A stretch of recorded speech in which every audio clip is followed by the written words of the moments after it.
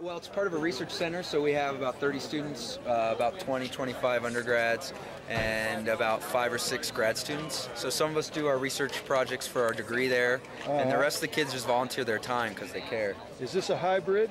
This is a plug-in hybrid.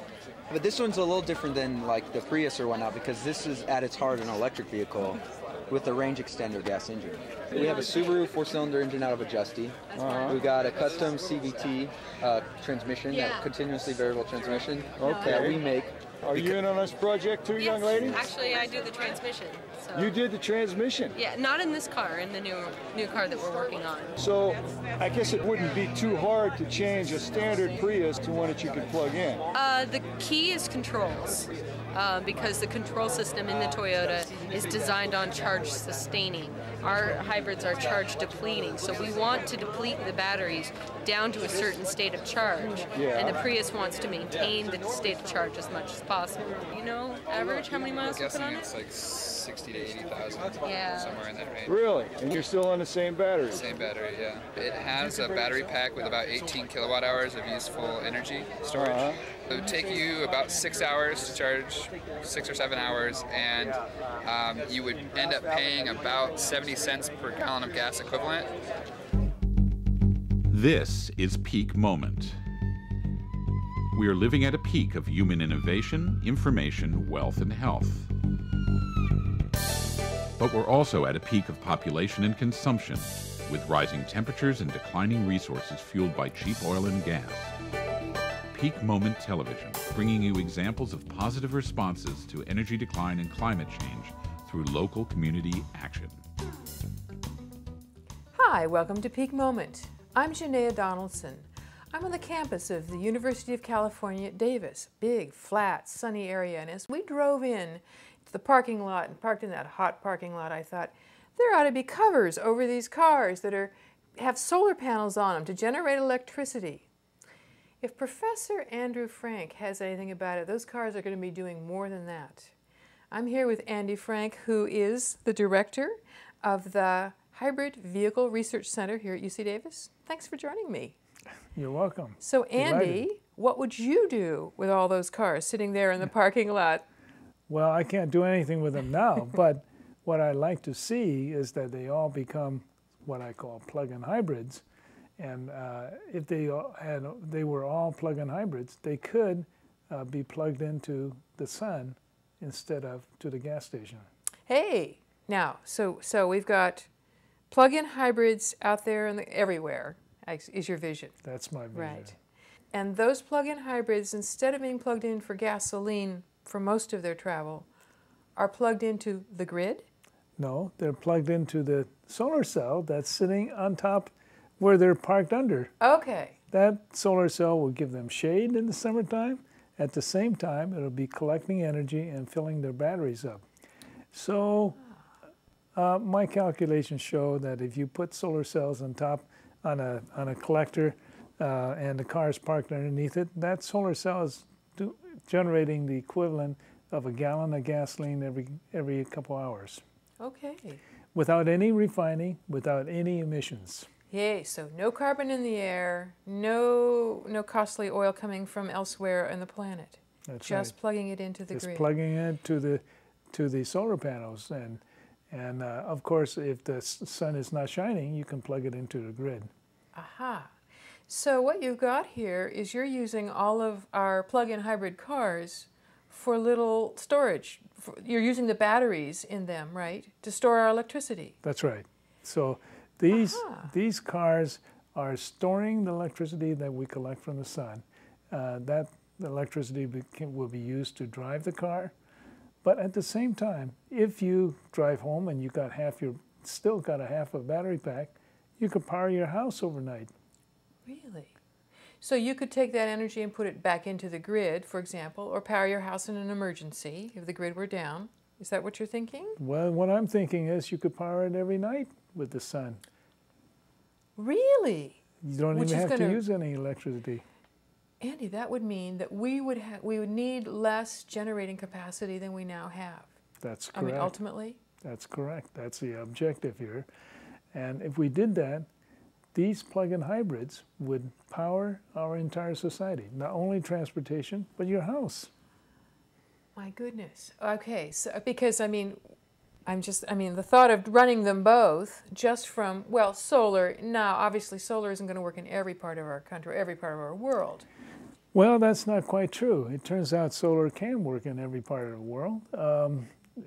Almost every part of the world does have sunshine. That's true. They may not have as much as we have in California, but if you don't have as much, you just use twice as much solar cells. So. Okay. So what you're basing this on, what I hear in this is we're not talking about sacrificing our lifestyles. You're talking about we still get to travel, we still have our electricity in our homes and our lives. Well, the plug-in hybrid runs on both liquid fuel and electricity. That's the key. We can get that electricity from solar or plugging it in. But if we want to go from San Francisco to Los Angeles, we use gasoline. We use liquid fuel. Okay. So we feel that if we build a plug-in hybrid that has 40 to 60 miles of all-electric range, where you use electricity only without using any liquid fuel at all, then on a daily basis, most people only drive 40 miles a day or less. On a daily basis, a person uses no gasoline at all. So the only time a person uses gasoline is when he goes on a long trip. So let's picture this. You're at home in the morning. Let's say you start with a charged vehicle and you go to work or wherever you go for your day. During the day, the vehicle is getting charged by the solar panels or by being plugged in to the grid, right? So you go back home, you have it charged up again. You go back home, you can either feed energy back into the grid or feed your house with electricity. That means that we're running little mobile power plants around. Right, that's and right. the amount of gasoline, have you figured any sense of, if we don't need as much gasoline, could we move to ethanol? Could we move to biodiesel as an alternative? Because those we're running out of gasoline here. Right. This makes ethanol now and biodiesel possible, because if we convert our conventional cars to ethanol or biodiesel, we won't have food to eat. All that land is because being all that used land would be used to fuel. grow ethanol. On the other hand, if we go to these plug-in hybrids, which use only 10% or less of the liquid fuel, then we only need 10% of the ethanol plants that we're presently growing. By the way, the state of California, so-called reformulated gasoline, is already 8% ethanol. What this means for the state of California is we could go to a plug-in hybrid and not even have to grow any more ethanol.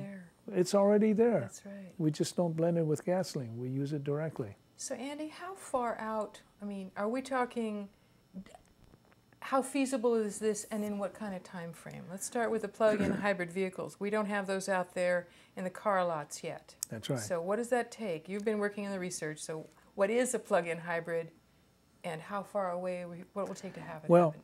We've designed these plug-in hybrids here in the state, in UC Davis, and I've done this with my students. My students are pretty smart guys and all that kind of stuff. They've done a great job, but they're not professionals. They're students after all. They're learning how to do this. But the key is, if they can do it, the car companies with professional help ought to be able to do it and ought to be able to do a much better job.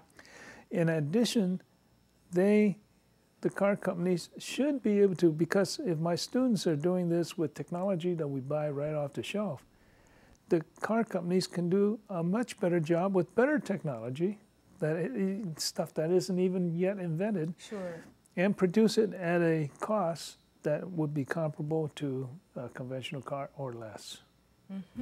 Because it's a simpler vehicle overall, is that right? That's correct. Give us just a little anatomy of what's in a plug-in hybrid. Well, let me put it this way. Instead of a V6 or V8 engine, we're down to a 4-cylinder or even a 2-cylinder engine.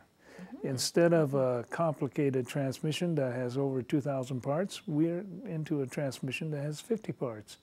Instead of a starter motor and an alternator, we take those and throw it off, and we only have one motor that drives the car as well as start the engine as well as generate the electricity.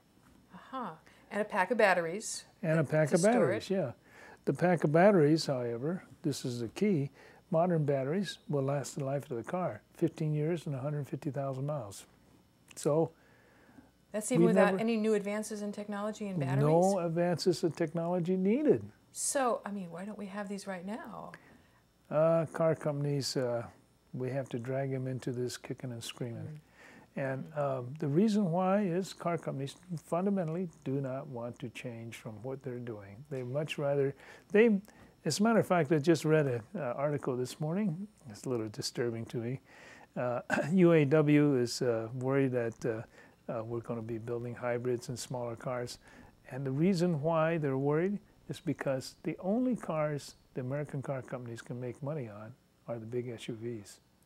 Wow, that is scary. That is scary. I mean, those are guzzling and creating the climate emissions, the carbon emissions, and so on. That's right. So UAW is worried about that. They're not worried about their own future. No. They're not worried about this country. They're worried about, you know, that's awfully short-sighted. Yeah, it's extremely short-sighted. So if we have the plug-in, so we persuade, you know, we kicking and screaming, we get the car makers to start to make the plug-in hybrids, and I know that we have hybrids, but not yet the plug-in style that the Toyota and others are coming with. Do we need other kinds of special technologies to do the charging that you're talking about, the you know, at home and so on? What other infrastructure would your vision require? What we're trying to do is show that there is no other infrastructure needed.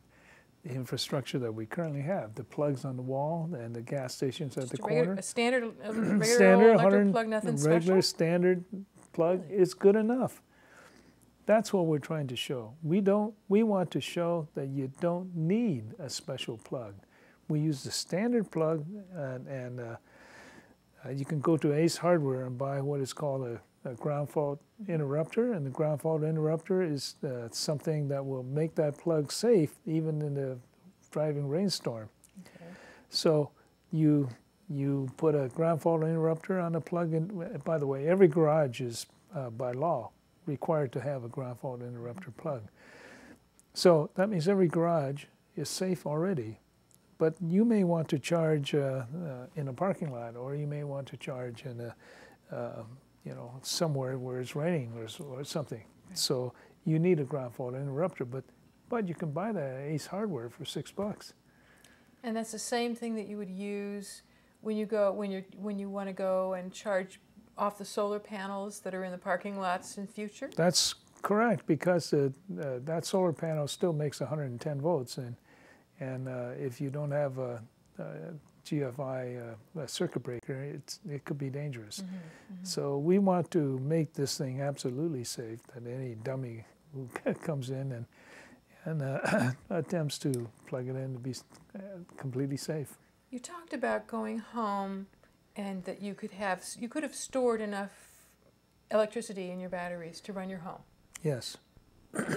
Really? Everything? Everything in your home, including electric stove, including washer and dryer, including your big screen TV, and so you're going to, how much storage in numbers, just for the people who like numbers, about how much storage would you be thinking in there? Well, we talk about 10 kilowatt hours. 10 kilowatt hours? 10 kilowatt hours That's a lot of energy. Yeah, so on a monthly basis, most people use 30 kilowatt hours That's or right. so. That's right. So you've got enough there for a week or so. That's right. Actually, we're sitting 2 or 3 there in days your batteries. anyway. I mean, you don't want to drain them all the way down. That's pretty astounding. We live on 2 kilowatt hours a day. Yes, so, that's about right. And live just fine. Well, that's exactly the point.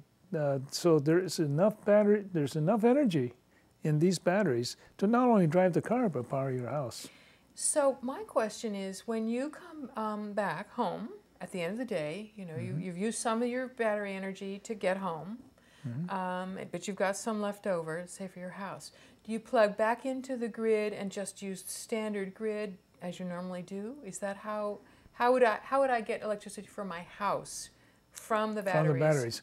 What we have to do is build a bi-directional charger, we call it, where we can take energy out of the house and put it into batteries, or we can take energy out of the batteries and put it back into the house. Okay.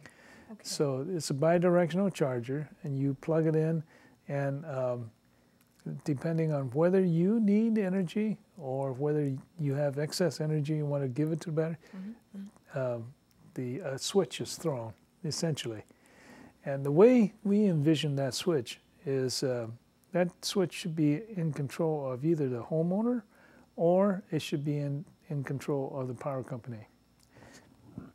Preferably, we would like to see the power company in charge, because if the power company's in charge, then they know when they need energy.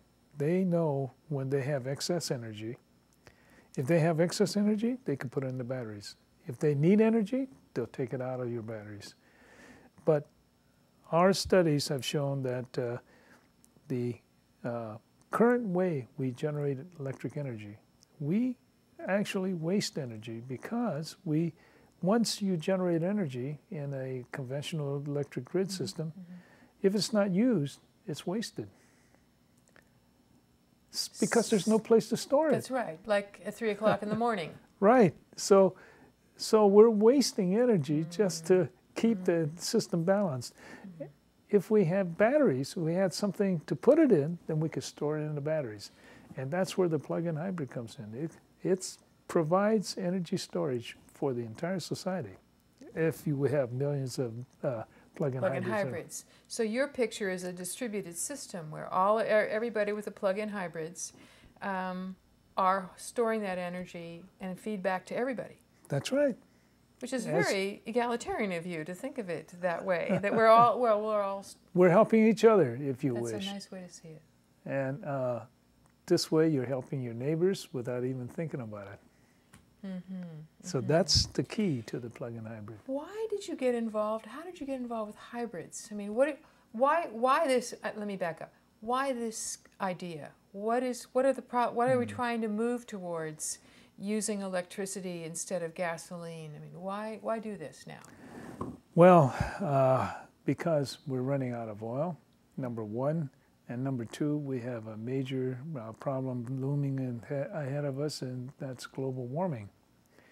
And what that means is we have to stop burning carbon-based fuels. That's oil and coal and everything else. So if we only depend on the grid, half the energy in this country is generated from coal. That's not so good. That's giving us carbon emissions. That's right. Big time. So the vision that I have is to go to a plug-in hybrid, but as you buy your car, you buy a set of solar cells that you put on your roof. And that solar cell either power your house or the car. And if everybody did that, everybody would stop using carbon-based fuels to power their house and do all the other things and to do their transportation. In addition, when you have the solar cells powering your house and home, that solar cell could be paid off in about 4 or 5 years by the gasoline you saved. So it's powering both your car, your transportation, and your home. Of course, the payback will be quick because gas prices are also going to be going up anyway. That's right. So the payback period is very short. But what does that mean? Those solar cells last 30 years. So after 4 or 5 years, you pay off your solar cell. That means suddenly you not only drive, but you power your house for the next 25 years for free. Basically for free. Yes. Well, basically, I mean, other than your investment, certainly there was energy to make the cells, and there's energy to make the car, but you will have paid it back by the energy you're creating. That's right. So here's a way to move towards sustainability without affecting our lifestyle, but improving our lifestyle. Because when you can travel to and from work, and do all your traveling on solar energy that's free, you're not buying gasoline. Yes. So what have you done? You've just lowered your cost of living and raised your standard of living, Yes. because the money you save you can use to buy other goodies. Well, not necessarily, because we may be running out of resources in other areas. Well, so we yeah, do need but to be mindful of all of that, but the efficiencies that this can give us can help. Yes. What I also can imagine is that if we are having more of our electricity come from renewables, we can start to phase out those coal plants. And here in California, I know most of our plants are natural gas, That's which right. also is not good for, I mean, it's better, but it's still not good for global right. warming. So really, you're going to want to phase those out altogether As so well, that our yeah. electricity planning. Natural plants- gas is a fantastic fuel, but it's fantastic for other things too, and so is coal. Coal can be used not only for fuel, but for, as a matter of fact, all the plastic materials that we, tennis shoes, everything, are made of plastic that is derived from carbon. It's much better to use carbon for material rather than using it for fuel. Than burning it up. Sure. And Sure. because when we burn it up, it goes into the atmosphere. If we use it for material, then it stays in the ground, so to speak. So have you figured how much, how might this really happen? Let's say we pressure the car manufacturers, and of course Washington, to get the car manufacturers to do this. Mm-hmm. It takes a while to develop these. It takes a while to get them out into the public and so on. And not everybody goes and buys a new car or can afford to buy a new car That's right right. away. So it'd take a while to phase this all in. I mean, have you got any thoughts about time or what it might take to do this? I've done a few calculations which indicate some idea of the timing required. If we are lucky to get 10% of new car sales as plug-in hybrids, 10% is quite a bit. That is but a lot. if we are lucky to do that, new cars are sold about, we replace the fleet of cars that we have in the United States, about 10% a year. Okay. 10% Okay. new car sales, 10% cars replaced a year, 10% times 10% is 1% a year. What does that mean? To get to 20% of the cars in our society would take 20 years. To get to 50% would take roughly 50 years. So this is not going to happen overnight. Even if we had the best of scenarios at getting 10% of the cars sold as plug-in hybrids, the only way we can move faster is to have federal mandates that says all cars have to be plug-in hybrids. I don't think that's going to happen for a long time. I'm not going to hold my breath on that one. So if we could do that, even then, it's the most we could replace is 10% a year. And so even then, it would take 10% a year, 10, 15, 20 years to replace the cars. And what's challenging here in our last 5 minutes is the projections are that we aren't going to have, most of our inexpensive oil will be gone in 20 years. That's right. I mean, that's probably going to, in a sense, help push us from the backside to doing this. But what this really says is we have to begin now. So what can people do in our last few minutes? What would you want our listeners to? Well, I think people do? have to get the word out to their Congress people, the legislators in the state of California, the legislators in Washington, and the car companies. Go to your dealers and say, hey, I want a plug-in hybrid. How come you guys aren't doing something?